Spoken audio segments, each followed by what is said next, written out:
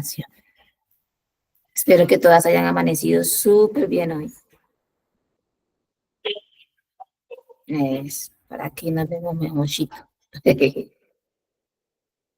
Saludos, mi Mari. Un abrazo, Angelita. Un abrazo para ti también, Adri, Beatriz. Qué rico verlas por aquí, mi hermanita Gloria, mi hermanita Nancy. Un saludo para ustedes también. Qué bueno en este tiempo poder compartir con ustedes. Voy a colocar por aquí entonces para que compartamos y veamos el tema que el Señor ha traído para nosotras en esta preciosa mañana. Ok, ahí está. Y creo que ahí ya está un poco mejor. Entonces, en esta mañana que el Señor ha preparado para nosotras, vamos a ver un tema que era la lección que estábamos o que habíamos dejado como tarea. Y es el capítulo 2, era lo que íbamos a iniciar. Si iniciamos hoy con el capítulo 2, la primera lección. En este capítulo 2, lección 1, está en la página 34. Vamos a estar viendo el tema de que es como mirar como un eclipse, ¿cierto? Es mirar como un eclipse. Entonces, estuve mirando un poco acerca de qué es mirar como un eclipse y nos muestra esta pequeña frase. Dice que un eclipse es un fenómeno astronómico que ocurre cuando un cuerpo celeste se interpone entre la luz de otro cuerpo celeste, creando una sombra sobre el tercero. Sé que alguna hermana tiene algún micrófono abierto, Tati, Pofi, me colaboras, te agradezco. Entonces, mis hermanas, un eclipse, como vemos aquí según el término, es eso que ocurre de que un cuerpo tapa la luz de otro. Y lo que vemos nosotros cuando sucede aquí en la Tierra es que la luna tapa, ¿cierto?, esa luz del sol. Y se vuelve oscuro, así sea pleno día, se vuelve oscuro. Entonces, con base a esto, ella nos mostraba un poco cómo nuestra mirada, cómo nuestro entendimiento termina convirtiéndose también como un eclipse. Como que esa verdad, de alguna manera, no es totalmente revelada a nosotros, sino que se eclipsa, ¿cierto? Y por eso la palabra dice que el pecado nos lleva a un entendimiento entenebrecido. Veamos lo que dice la palabra del Señor aquí en Efesios, capítulo 4, versículo 17, que es el versículo centrado que estaremos viendo en esta mañana, porque va muy de acuerdo al tema de lo que vamos a estar hablando. Dice, lo busqué en esta versión porque me parece que se ajustaba más al tema. Dice, esto pues es lo que les digo y les encargo en el nombre del Señor, que ya no vivan más como los paganos, los cuales viven de acuerdo con sus equivocados criterios. Eso nos hace ver un poco más de cómo viven los paganos. Los paganos viven conforme a sus propios criterios de lo que ellos consideran o de lo que se considera moralmente correcto. Y Pablo insta a la iglesia de Éfeso y le dice, les encargo que en el nombre del Señor ya no vivan más así. Y más adelante vamos a ver cómo Pablo insta a la iglesia a no vivir de esta manera. Entonces, para que podamos entrar en materia, como se dice, tomen ahí sus Biblias y vamos a estar leyendo unos pasajes. A ver, vayamos al libro de Génesis. Génesis, capítulo 2, versículo 9. Dice la palabra del Señor. Y Jehová Dios hizo nacer de la tierra todo árbol delicioso a la vista y bueno para comer. Y también el árbol de la vida en medio del huerto y el árbol de la ciencia del bien y el mal. Entonces aquí estamos hablando casi que de tres, o no de tres particulares, pero sí veámoslo, dice. Jehová hizo nacer. Dios, que toma la iniciativa y hace nacer de la tierra, dice primero, todo árbol delicioso a la vista. Y no solamente los árboles eran deliciosos a la vista, sino que también eran ¿qué? Buenos para comer. Todos esos árboles en el huerto, todos esos árboles quizás frutales, eran buenos para ellos comer y eran deliciosos a la vista. Pero también dice que Dios hizo nacer allí el árbol de la vida y ese árbol lo hizo nacer en medio del huerto. Ya no eran los que estaban esparcidos, ¿no? En medio del huerto hizo crecer este árbol y también el árbol de la ciencia del bien y el mal. Quizás se nos ha podido ocurrir o pensar en algún momento, porque lo he escuchado y yo creo que hasta yo lo he dicho, y hacernos preguntas un poco como, Señor, ¿por qué simplemente no desapareciste ese árbol? O por qué tuviste la iniciativa de hacer ese árbol en medio del huerto. ¿No hubiera sido mejor quizás haberlo colocado en otro lugar? O sea, ¿por qué Dios actuó de esta manera y simplemente no lo puso de manera diferente? ¿O por qué no le puso una cerca, ¿no? Para que nadie se le hubiera podido acercar. ¿Por qué no te ideaste de pronto otra cosa aparte de un árbol o un fruto que hubiese sido menos accesible? También nos podemos haber preguntado eso. Porque yo creo que muchas veces sí nos preguntamos es, Señor, ¿pero por qué? O sea, ¿por qué no hiciste algo? ¿Por qué no hiciste algo que les evitara la tentación? Que, que no fuera tan fácil, ¿no?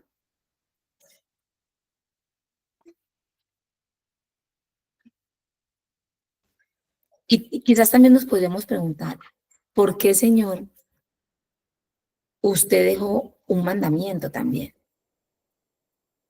¿Por qué simplemente no dejó el árbol allí y no les dijo nada? Quizás hasta hubiera pasado desapercibido de ellos. Yo no sé si se le ha pasado por la mente. Cuando a veces decimos, pero ¿por qué? ¿Por qué comieron? Pues yo creo que en el fondo, cuando pensamos en por qué Dios no lo impidió, por qué Dios no evitó que se comiera del fruto, de alguna manera vemos a Dios como responsable quizás. Pues si no lo evitó, entonces Él es responsable, ¿no? Eso, eso pareciera mostrar. Pero vemos bien y vamos a estar viendo en esta mañana el hecho de por qué Dios no solamente colocó ese árbol allí, sino que porque Dios en su bondad nos deja también sus mandamientos. Ahí en Génesis podemos ver un poco acerca de ese mandamiento.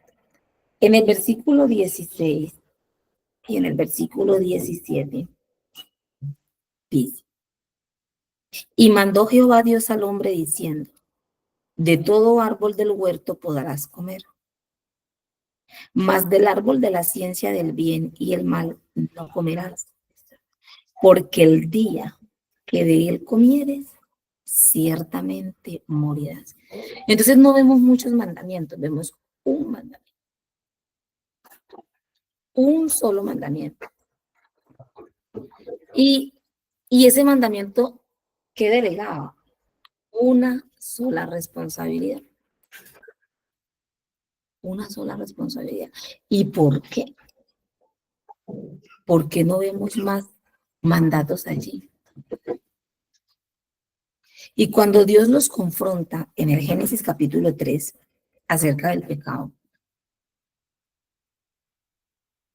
yo creo que la respuesta de ellos deja ver un poco más allá de fondo lo que querían decir.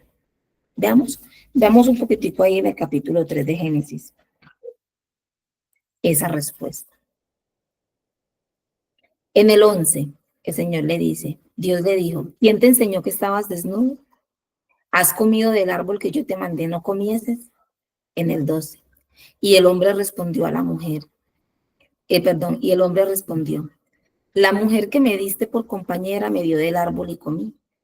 Entonces Jehová Dios dijo a la mujer, ¿qué es lo que has hecho?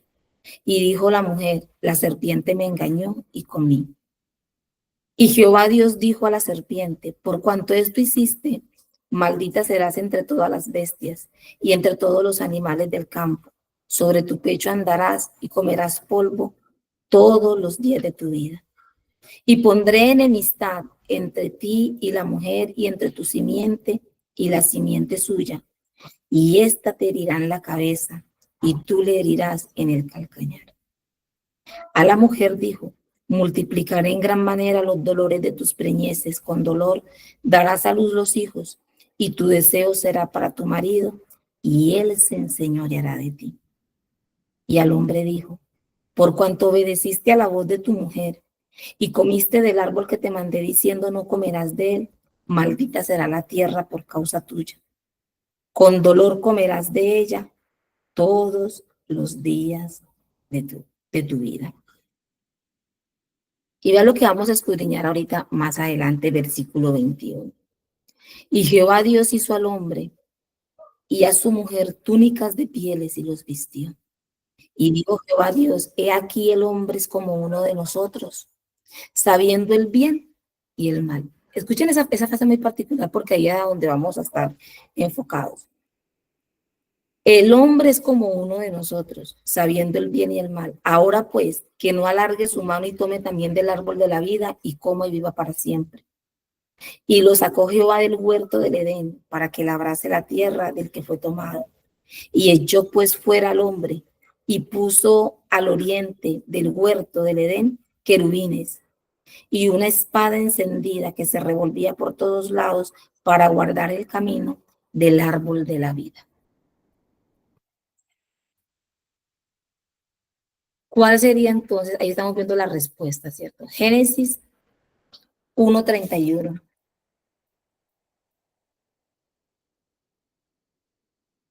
Dice la palabra de Dios. Y vio Dios que todo lo que había hecho, he aquí era bueno y en gran manera. Y fue la tarde y la mañana del día sexto. Entonces lo que nosotros encontramos en la historia del Génesis, en el jardín del Edén, habla de la intencionalidad del corazón de Dios. Y dice que Dios, cuando terminó de hacer toda la creación, cuando terminó de hacer todo, incluido el hombre, la palabra de Dios dice que Dios dijo que todo era bueno. Pero no solamente todo era bueno, sino que todo era bueno en gran manera. Y eso incluye no solamente el árbol que había hecho allí o el árbol que había hecho crecer allí, sino que también el mandamiento era bueno. Por eso nosotros en el libro de Romanos 7:12 encontramos el versículo que nos habla y nos dice de que el mandamiento es bueno en sí. A veces nosotros podemos llegar a pensar que es todo lo contrario, ¿no? Que los mandamientos son restrictivos y tenemos a veces hasta pensamientos negativos hacia los mandamientos de Dios. Pero cuando nosotros estudiamos las escrituras vemos que realmente el mandato y los mandamientos que Dios dejó para el hombre eran buenos, eran para el bienestar del hombre. Romanos 7:12 dice, de manera que la ley, la palabra de Dios, los mandatos, los mandamientos, a la verdad es santa. Dice, y el mandamiento es santo, justo y bueno. Y qué bendición. Porque si dice que el mandamiento de Dios es bueno, entonces ese mandamiento es para nuestro bien. Trae bienestar a nuestra vida el mandato. Si dice que el mandamiento es santo, es porque ese mandamiento nos llama y nos ayuda en la santidad. Es para nuestro bien también. Y dice que el mandamiento es justo. El mandamiento de Dios, los mandamientos de Dios son rectos, buenos y perfectos. Eso encontramos en el libro de Romanos. Dice Dice acá, bueno en gran manera, y eso incluye el mandamiento. Es Dios quien determina lo bueno y lo malo. Cuando dice que Dios es el que determina en su palabra lo bueno y lo malo, porque a él le corresponde como Dios que conoce todas las cosas, saber lo bueno y lo malo. Entonces, ¿qué fue lo que pasó en el Génesis? En el Génesis acontece que Eva dice de alguna manera, yo puedo decidir por mí misma lo que es bueno y lo que es malo. Yo no necesito del consejo de Dios. Si hay una respuesta de fondo. Y nosotros pensamos a veces que el pecado que ellos cometieron allí sí incluye mucho la desobediencia, pero yo también creo que es la incredulidad. Veamos en el libro, en sus libros, aquí, la página 35.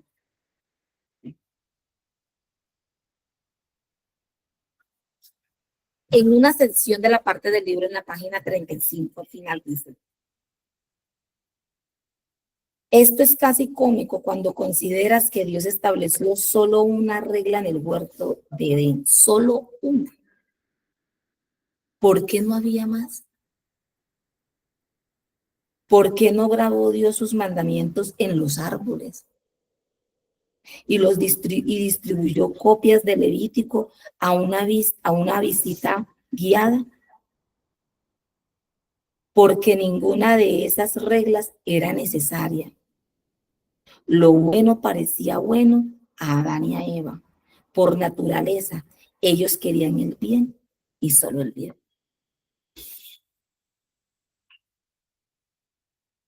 Yo creo que eso responde mucho a lo que veíamos ahora de por qué Dios solo dejó un mandamiento en el huerto. Uno solo. Y yo meditaba en eso, Señor, solo un mandato. ¿Por qué no fueron necesarios los demás mandatos que hoy tenemos? Porque no existía el pecado. Y ahorita lo vamos a mostrar con unos textos, pero no existía el pecado. Ellos no conocían el pecado. Lo único que ellos conocían era el bien. Por tanto, toda su manera de proceder, lo que ellos hacían, era para bien. ¿No es una gran bendición? Que ellos solamente procuraban era el bien. Así que, ¿cuál era la necesidad de más mandamientos? Pues solo necesitaban eso. Y Dios lo colocó ahí para el bien de ellos. Y yo decía, Señor, qué maravilloso. Quizás un día poder vivir así como ellos. Ah, como en ese tiempo, ¿no? De esa etapa de ellos, poder llegar allí y no tener deseo por lo malo, no tener malos deseos, no tener malos pensamientos, eh, no conocer el pecado. Qué bendición tan grande. Entonces veamos, volvamos nuevamente a Génesis, que es el tema que vamos a estar escudriñando hoy. Génesis, ahí en el capítulo 3, en el versículo 5 y 6, dice, sino que sabe Dios que el día que comáis de él, ¿qué hizo? Serán abiertos vuestros ojos. Estas fueron las palabras de Satanás. No vas a morir.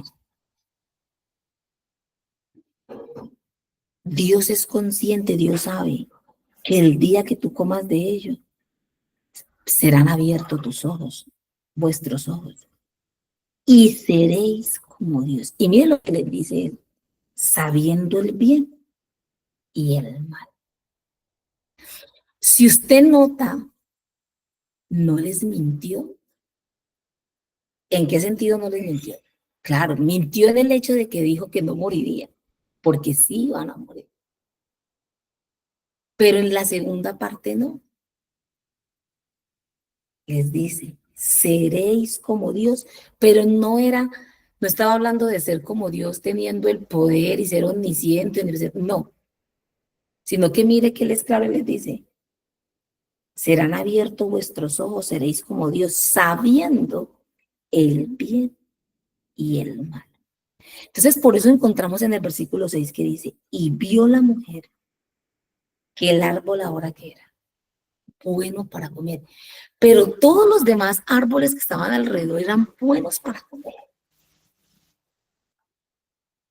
Ya este empezó a ser bueno también para comer. Y dice la Biblia, árbol codiciable. ¿Para qué? Para alcanzar sabiduría. Ya no era lo que le ofrecían los otros árboles, que eran buenos para su alimento, no. Este tenía otro alcance. Con este otro árbol, yo puedo conocer el bien y el mal como Dios lo conoce. Y eso nos habla de cómo esta mentira no es suficiente con que sepa solo lo bueno. No es suficiente. También debes de conocer la otra parte.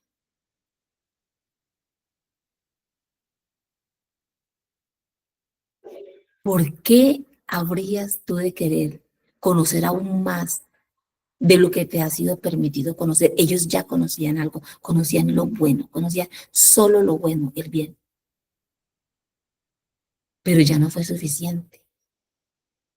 También quiero conocer a lo otro, quiero conocer más, ser como Dios.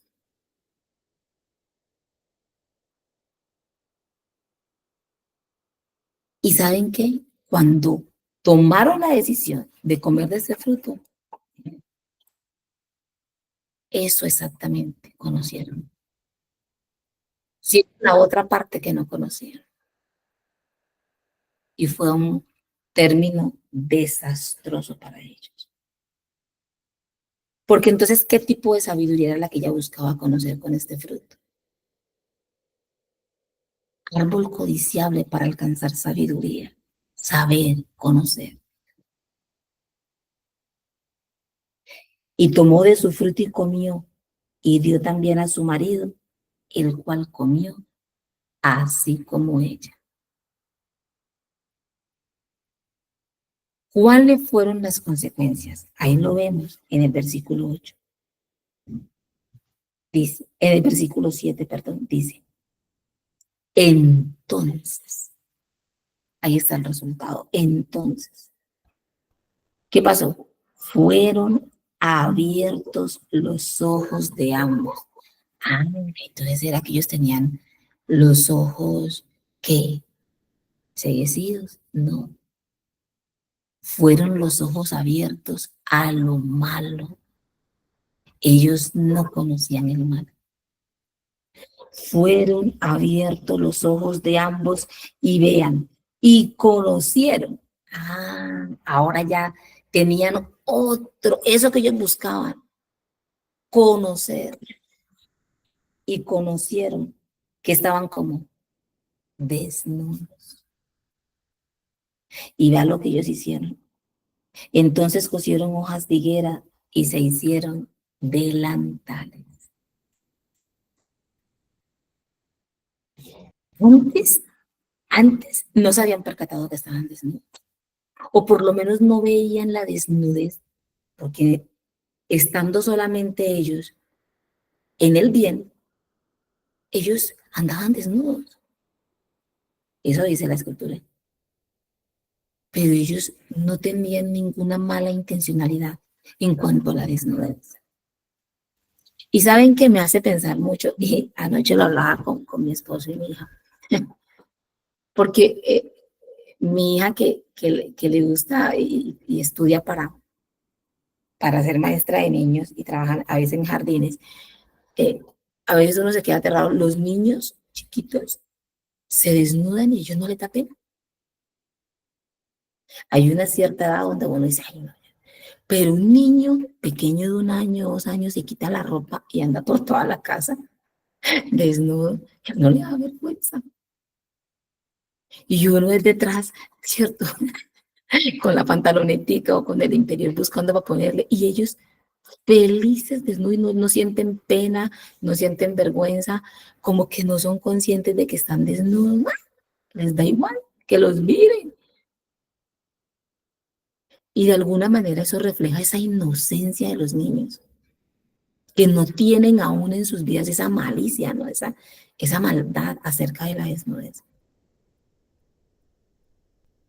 Y yo creo que también ese era quizás parecido al estado de Adán y Eva. Ellos estaban desnudos, pero eso no provocaba ningún mal pensamiento. Y ya tenían tiempo de estar juntos en el Edén. Pero dice la Biblia que en cuanto pecaron, no volvieron a ver la desnudez de la misma manera. Dice que conocieron que estaban desnudos. ¿Y qué corrieron a hacer? A buscar hojas de higuera para taparse. ¿Qué dice la palabra del Señor en Efesios capítulo 4? Vamos a ver. Efesios 4. Vayan a sus Biblias y busquemos ese texto.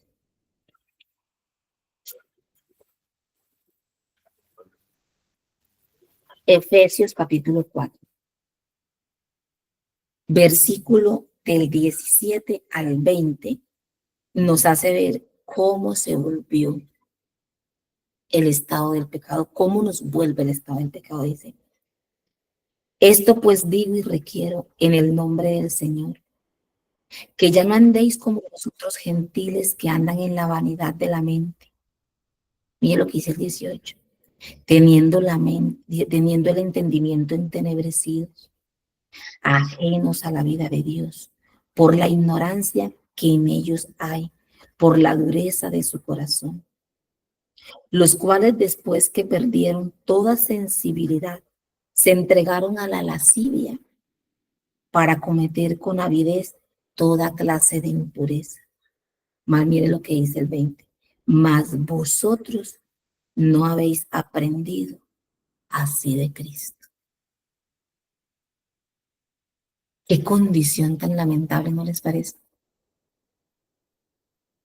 Vayamos ahora nuevamente a Génesis. Génesis capítulo 3,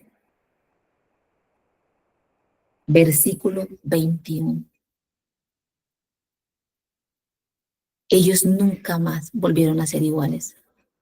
Ahora tenían un nuevo estado, una nueva naturaleza, la naturaleza pecaminosa. ¿Qué hace Dios? ¿Qué hace Dios con ellos después de que el pecado entra a sus vidas? En el versículo 21 en adelante vamos a escudriñar un poco, dice. Y Jehová Dios hizo al hombre y a su mujer túnica de pieles y los vistió. Porque ¿qué corrieron a hacer ellos? A buscar hojas de higuera y se taparon su desnudez. Taparon su desnudez. Y es cuando nosotros a veces vemos que queremos a nuestra manera tapar el pecado. Pero ¿qué protección les podría dar unas hojas de árboles?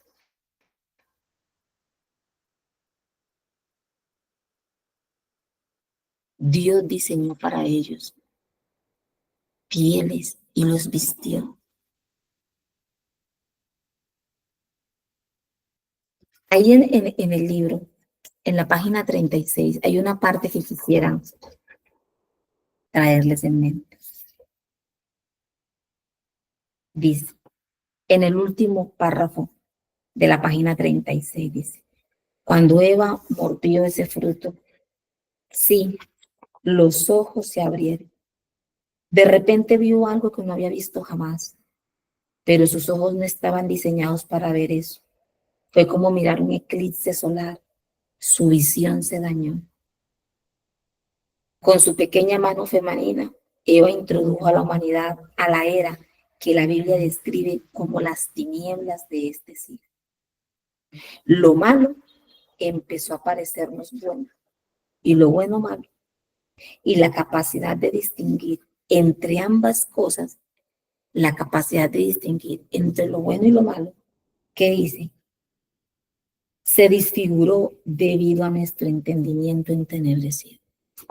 Ya no era fácil determinar lo bueno y lo malo.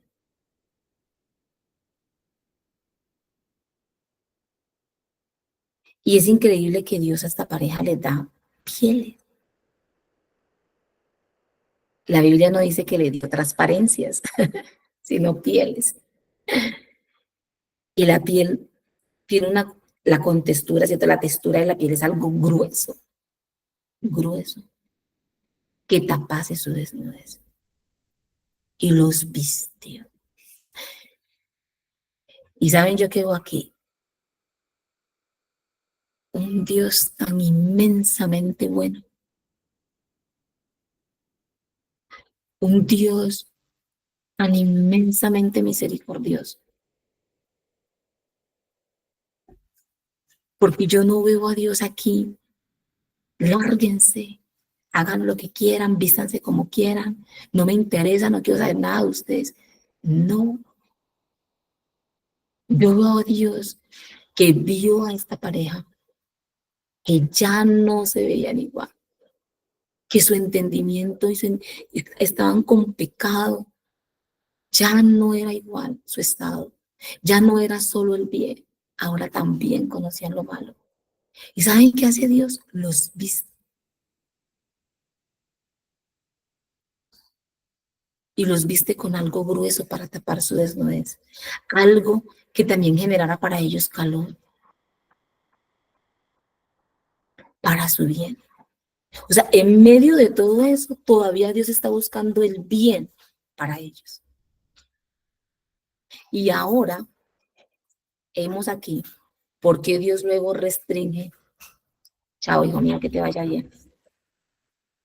¿Por qué Dios restringe el ver la desnudez ahora, en que solo la desnudez sería permitida dentro del pacto matrimonial? Dios no los dejó desnudos, vayan por el mundo desnudo y anden desnudos. No, Dios los vistió con algo mucho más sutil que una hojas de higuera, con pieles. Así que la desnudez ahora en el mundo debía de ser cubierta. Y solo, o sea, Dios la restringe, solo ahora puede mostrarse dentro del vínculo matrimonial. Ya no una desnudez pública. Y saben qué, mis hermanas, creo que eso nos lleva a pensar. Si Dios en su bondad restringió la desnudez ahora solo para dentro del pacto matrimonial, ya no afuera, ya no andando por ahí. Y con todo eso, ¿cómo, a pesar de esas restricciones de Dios, cómo es el mundo hoy? ¿Con qué deseos ve el mundo hoy la desnudez?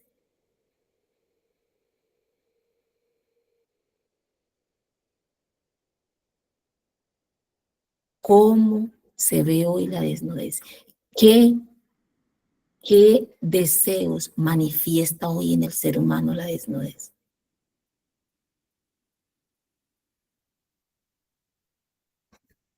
Lascivia, fornicación, homosexualidad, lujuria, fornicación, adulterios. Una alta gama de pecados sexuales, una alta gama. Entonces, cuando Dios restringe la desnudez solamente para que se destape dentro del pacto matrimonial y no fuera, ¿es para mal o es para bien? Para bien.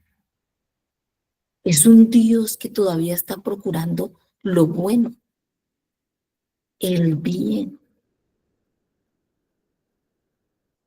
Magia. Se ve más desnudez.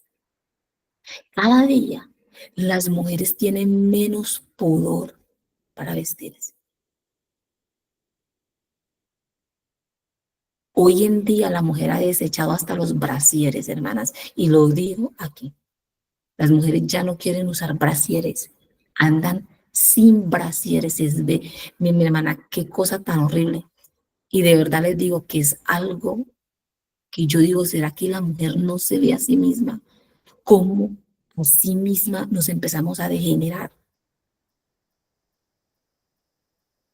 Hace poco mis hermanas estaba con mi esposo en un restaurante, estábamos almorzando y llegó una chica que cuando la vimos dije, wow, sus senos estaban al descubierto. Era una delgadita tela por encima, casi transparente. Se veía todo su seno. Y las chicas están adoptando estas modas. Salen literal desnudas. Entonces, si Dios en su bondad restringió la desnudez de esta manera y los vistió, y con restricción y todo, vean hoy en día cómo está el mundo y cómo hoy en día es lo que vemos a nuestro alrededor, mis hermanas. ¿Usted se imagina donde Dios no hubiera dejado esa restricción, donde Dios no los hubiera vestido y lo hubiera dicho, anden por ahí, así, desnudos? ¿Cómo sería el mundo hoy? Entonces, estos límites que Dios establece fue para el bien. Y cuando Dios da la ley al pueblo de Israel por primera vez en el Sinaí, en Levítico 18 aparece que Moisés escribe los mandatos directamente de Dios acerca de la inmoralidad sexual.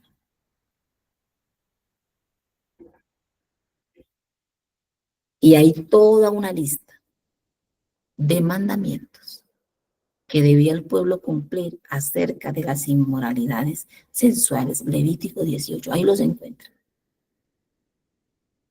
Y ahora toda esta gama de mandamientos, pero antes no era sino uno.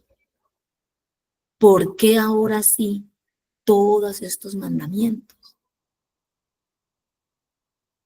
Porque ahora son necesarios. Porque Dios dice que el corazón del hombre solo es inclinado a lo malo.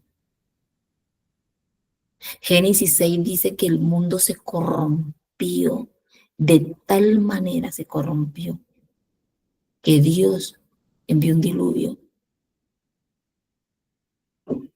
El mundo se corrompió, las ciudades eran tan corrompidas en la maldad que Dios destruyó a una Sodoma y a una Gomorra.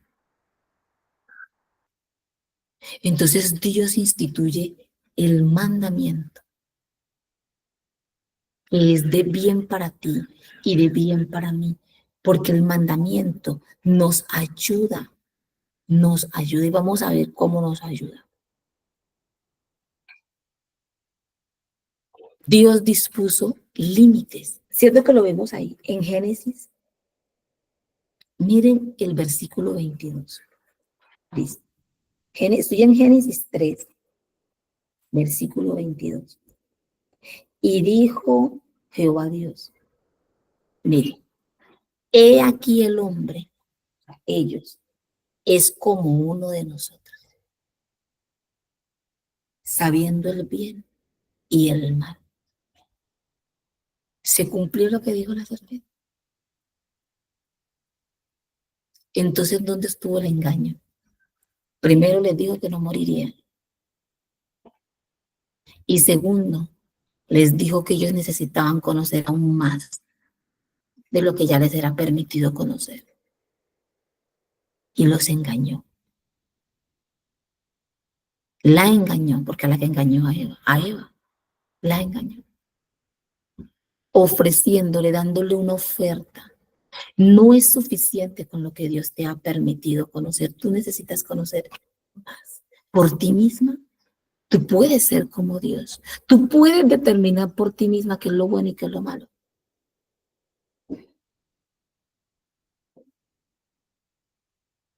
Pero Dios, mire lo que Dios hace. Ahora, ahora pues, que no alargue su mano y tome también, ¿de dónde? Del otro árbol que estaba en el centro, del árbol de la vida, y coma y viva para siempre. Mira, cuando yo leía esto, yo le decía, Señor, usted todavía en medio de todo esto, tomando límites para nuestro bien. Usted se imagina, póngase a pensar, usted se imagina que esta pareja, en esta condición pecaminosa, alargue su mano y coma del árbol de la vida eterna. ¿Usted se imagina? Usted se imagina, póngase a pensar que la condición pecaminosa del hombre fuera para la eternidad.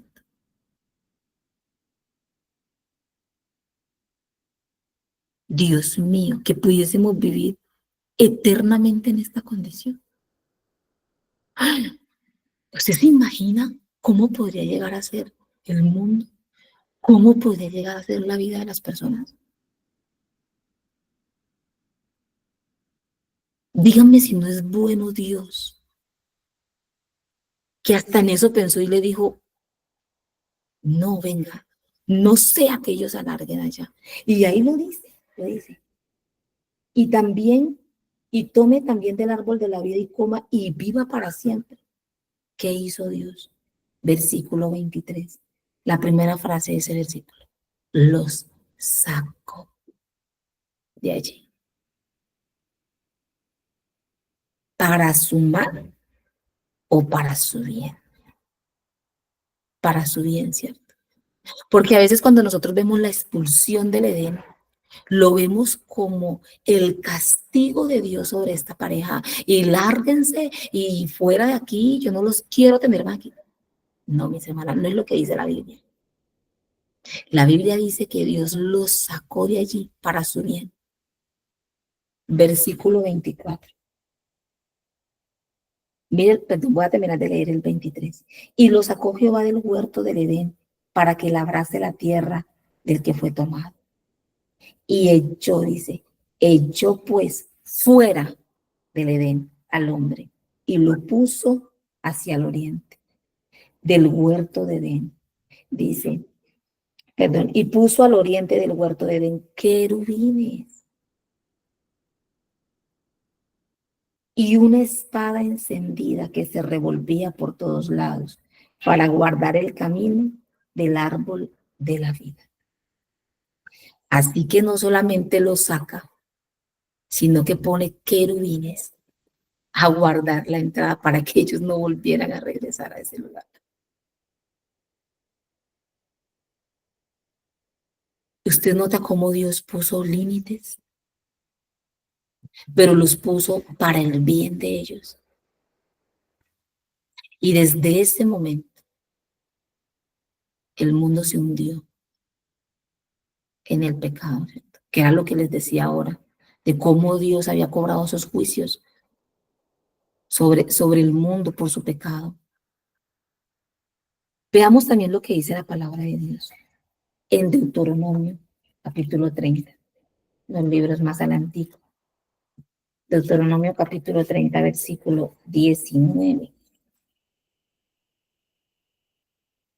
Aquí está Moisés hablando acerca de estos mandatos, de toda esta cantidad de mandatos que ahora le había sido colocada al pueblo de Israel. Dice, a los cielos y a la tierra llamo por testigos hoy contra vosotros, que os he puesto delante la vida y la muerte, la bendición y la maldición. Y miren lo que le dice, escoge pues la vida para que vivas tú y tu descendencia, amando a Jehová tu Dios, atendiendo a su voz y siguiéndole a Él, porque Él es vida para ti y prolongación de tus días, a fin de que habites sobre la tierra que juró Jehová a tus padres, a Abraham, a Isaac y a Jacob, que les había de dar.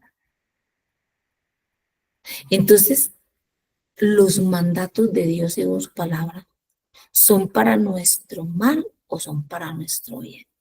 Para nuestro bien. Toda su dirección, sus directrices, sus mandatos, todo, todo lo que encontramos de parte de Dios en la Escritura es para nuestro bien. La Biblia, la palabra de Dios, es para nuestro bien.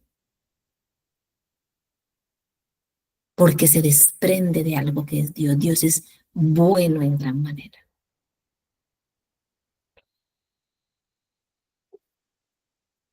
En la página 37 del libro, quiero leerle solamente una pequeña estrofa.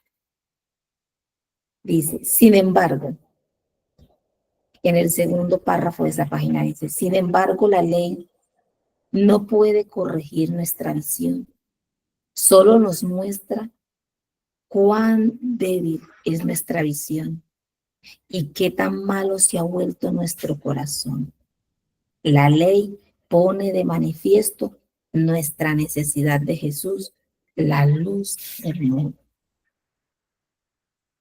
Y creo que también es lo que encontramos en la palabra de Dios.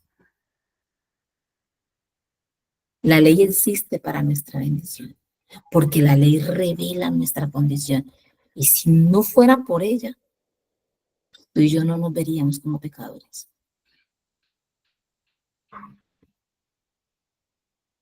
Es por la ley que hace manifiesto nuestro pecado, que hace que nosotros nos demos cuenta que somos pecadores.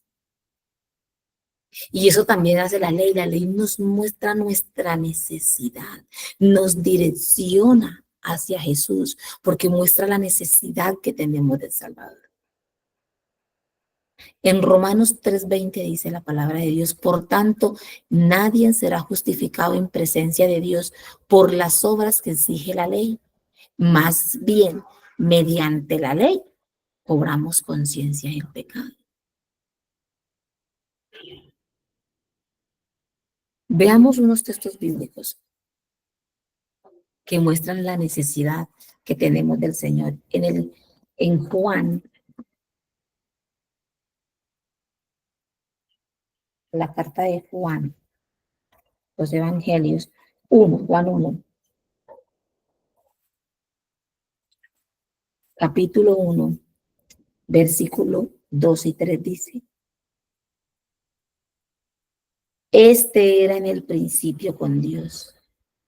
Todas las cosas por Él fueron hechas, y sin Él nada de lo que ha sido hecho fue hecho. En Él, en Cristo, que está la vida, y la vida era la luz de los hombres. Dice, la luz en las tinieblas que hace, resplandece, y las tinieblas no prevalecerán contra ella. Qué bendición, qué bendición. No necesitamos nosotros esa luz que resplandece, esa luz que alumbra y quita toda tiniebla. Vayamos más adelante al capítulo 8, versículo 2.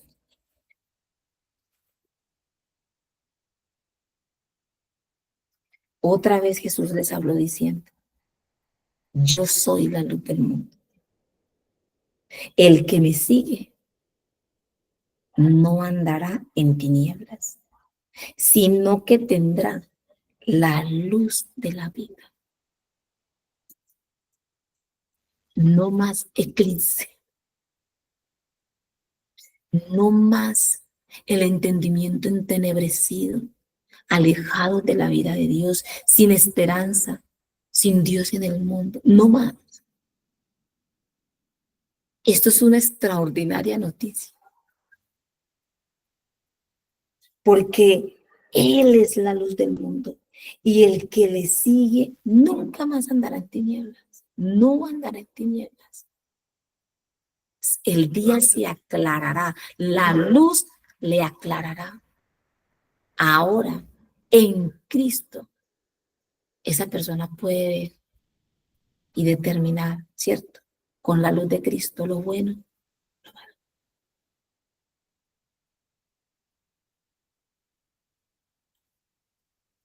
Que no se haga esa distorsión en nuestras vidas, mis hermanas. Que eso nos llene de esperanza. Que eso nos llene de alegría, de gozo. Porque en Cristo tenemos esperanza. Efesios 4:17, que ya lo habíamos leído al inicio. Esto pues digo y les encargo en el nombre del Señor Jesucristo. Dice en el nombre del Señor, que ya no vivan más como los paganos. Los que viven de acuerdo con sus criterios equivocados. Dios no quiere que vivamos bajo mi propio criterio de lo que es bueno y lo malo, sino que venga Él, que me acerque al criterio de Dios. Busque un poco de cómo piensa el mundo hoy acerca de los mandamientos.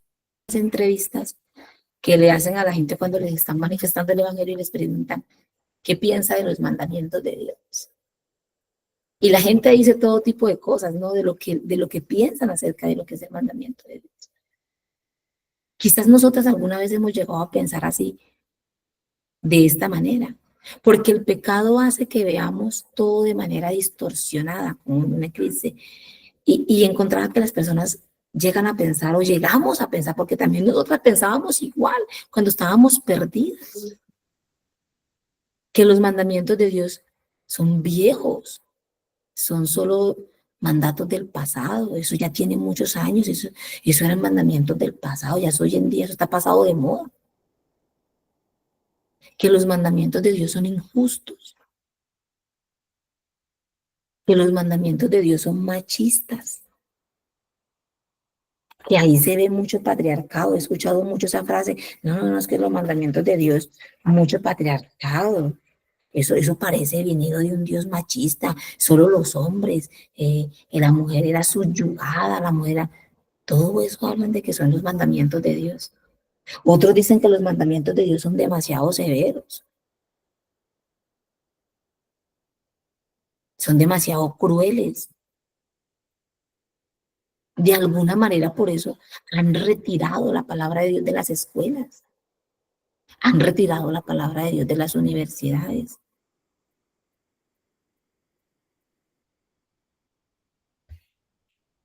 Y otros dicen que la palabra de Dios, que esos mandamientos no son necesarios, que eso para qué, eso como que en qué o de qué, para qué sirve.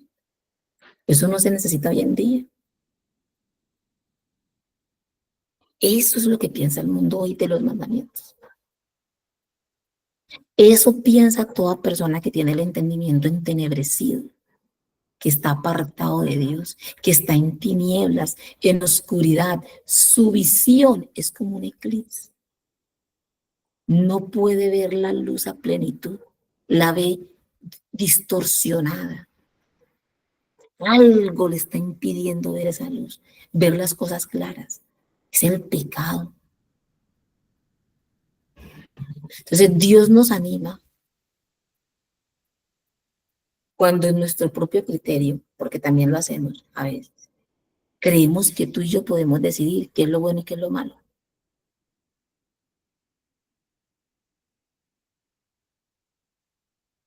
Y yo he hablado también con familiares que dicen que uno va de pronto y les comenta algo y dicen, ay, ¿sabe qué?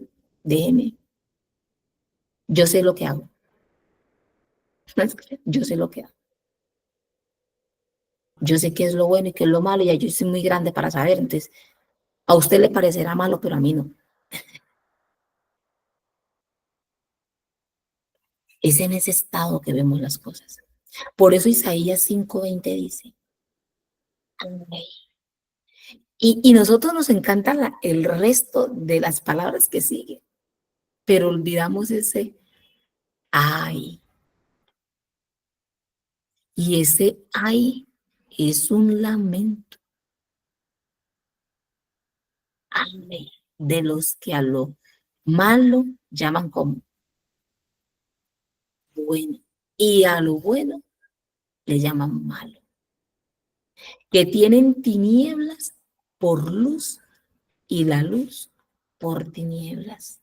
Que tienen lo que es amargo, lo tienen por dulce y lo dulce por amargo. Totalmente una distorsión. Pero Dios dice a esos, ay, ay de ellos, ay de ellos. Porque un día, mis hermanas, un día el Señor vendrá. Un día todo se sabrá y toda rodilla se doblará ante nuestro Señor Jesucristo. Un día todos iremos a juicio. Un día.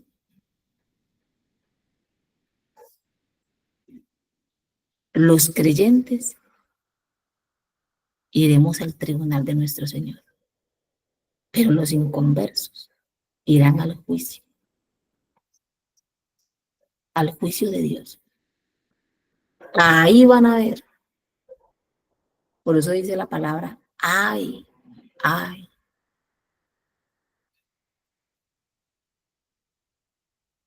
Muy agradecidas estamos nosotras con el Señor, que el Señor nos ha abierto los ojos, que la luz ha resplandecido en nuestros corazones, que hoy podemos ver las cosas de manera diferente por la persona de nuestro Señor Jesucristo. Pero si Cristo no es el Señor de tu vida y si Cristo no es la luz que te alumbra, estás en tinieblas. Y estás viendo las cosas de manera distorsionada y necesitas la luz de Cristo. Necesitas a Jesús para que te alumbre, para que traiga vida eterna, para que experimentes el nacer de nuevo. Y yo te aseguro que nunca más volverás a ver las cosas igual.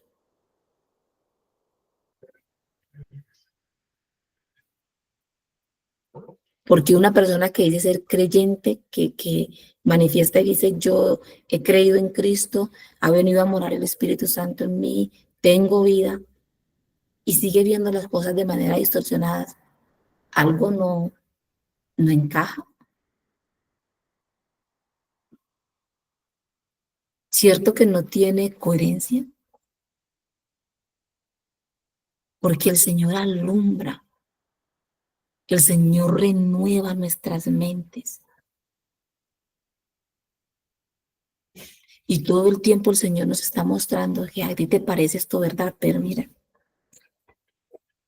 mi palabra es la verdad. El Señor nos anima a que nosotras voluntariamente nos bajemos de nuestro propio trono, de que yo puedo decidir según mi propio criterio lo que es bueno y malo, y que nos rindamos a Jesús,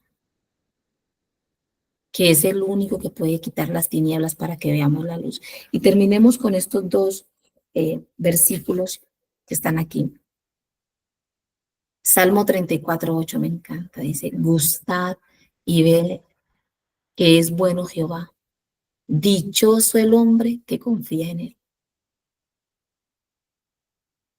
Es como si nos invitara, vengan y degusten, prueben y degusten la bondad de Dios. Dichoso el hombre que confía en él.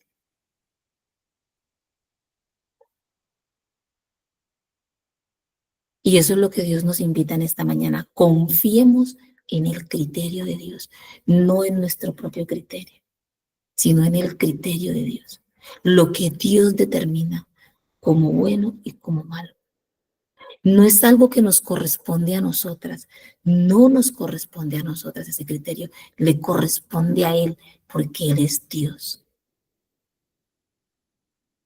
Pero sabemos que por el pecado con el que vivimos, nosotras somos muy animadas y estamos a veces llevadas por el pecado o confiar más a veces en mi propio criterio de lo bueno y lo malo que en el criterio de Dios. Entonces, mis hermanas, les animo en esta mañana a que crezcamos en esa confianza en el Señor. Yo también necesito confiar más en el Señor, confiar más en su criterio, en lo que Él determina como bueno. Proverbios 6:23 dice, el mandamiento es una lámpara, la enseñanza es una luz y la disciplina es el camino a la vida. Y cuando nos acerquemos a la palabra de Dios, acerquémonos con ese pensamiento. Dios es bueno y lo que ha escrito en su palabra y lo ha dejado para nosotras, lo ha escrito para nuestro bienestar. Él siempre quiere lo bueno para nosotros. Qué Dios tan precioso, tan maravilloso. Es un Dios digno de confianza, porque nunca está procurando nuestro mal, sino nuestro bien. Aun cuando Dios le comparte el evangelio, cuando Dios habla esa verdad dura al pecador, ¿lo hace por malo o lo hace por bien? Lo hace por su bien. Si usted no es creyente, pero usted está aquí escuchando este mensaje, si usted todavía duda de poner su vida a Cristo, de rendir su vida al Señor Jesucristo, y todavía está como alguien que me dijo, no, más adelante todavía no, y todavía lo está dudando. ¿Usted cree que aquel que se le acerca a compartirle el evangelio lo hace por su mal o por su bien? Y que Dios está mandando a esa persona a compartirle el evangelio por su mal o por su bien. Por su bien. Porque Él no quiere que ninguno perezca, sino que todos procedan al arrepentimiento. Qué buen Dios que tenemos, qué maravilloso Dios que tenemos. Mis hermanas, vayámonos en esta mañana con ese pensamiento.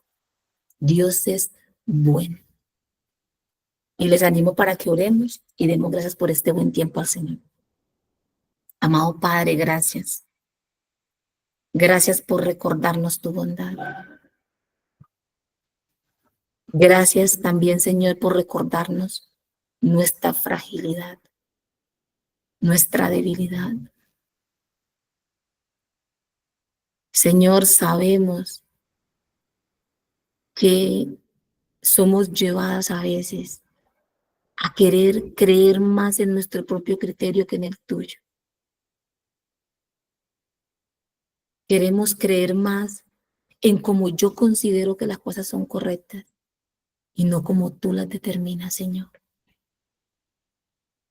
Por eso en esta mañana, Señor, te pedimos perdón, te pido perdón, Señor, por las veces en las que he confiado más en mi propio criterio que en el tuyo, Señor. Y te pido, Padre Santo, que tú renueves mi mente, que tú renueves nuestras mentes y nuestro corazón. Ayúdanos, Señor, a verte tal cual tú eres, Señor. Señor, gracias por dejarnos tu palabra y tus mandamientos, que los podamos abrazar, que los podamos acoger en nuestros corazones, porque provienen de ti para nuestro bienestar. Gracias, Señor. Gracias, Padre amado. Tú eres un Dios inmensamente bueno. Bendito Padre, gracias por cada una de las mujeres de este ministerio, de este grupo, Yo te pido, Señor, para que tú renueves nuestro corazón y nuestros pensamientos, que cada vez se parezcan más a los tuyos, Señor. Y gracias, Señor, te damos por nuestro Señor Jesucristo. Señor, gracias te damos por la redención y por la salvación, porque Él es la luz, Señor, la luz que resplandece y da vida al hombre. Gracias, Señor. Tu palabra dice que ese es tu deseo, que el hombre venga en arrepentimiento, Señor, y pase de las tinieblas a la luz. Oh Padre, alúmbranos cada día, Señor. Aclara nuestra manera de pensar. Aclara, Señor, nuestro entendimiento para que te veamos a ti, al único y verdadero Dios. Padre Santo, te damos gracias en esta mañana. Queremos confiar cada día más en ti, Señor. Ayúdanos. Ayúdanos a crecer en esa confianza, Señor. En el nombre de nuestro Señor Jesucristo te lo pedimos. Amén. Y amén. Mis hermanitas, voy a dejar por aquí compartir. Y